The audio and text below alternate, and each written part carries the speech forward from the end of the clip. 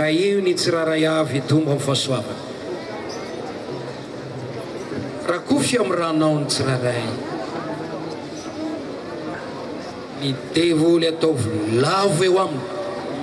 ary fedina firony satana rehetra amelezana dia tsy ahomby mandrakizay fiadananao anapaka amin'ny olonao hotahinao izy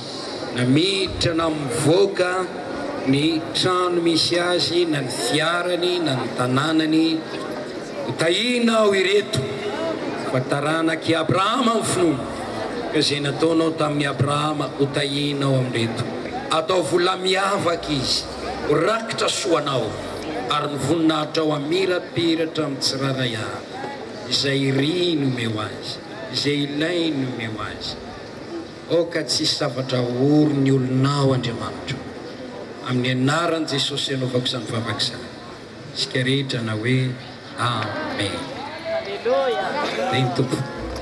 antson'ny tompo mahajanga azafady antson'ny tompo ataovy zany ao anatin'ny firavahana ray rava isika aza mbola mihetsika aloha ny ray aman-dreny mandeha voalohany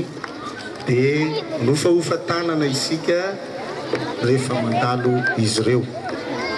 antson'ny tompo ataovy soasoa re rakolonga